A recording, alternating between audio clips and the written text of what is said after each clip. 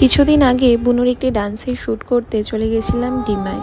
যাওয়ার সময় এর সাথেও দেখা হয়ে গেল। সেই দিন ওয়েদারটা ছিল খুবই সুন্দর।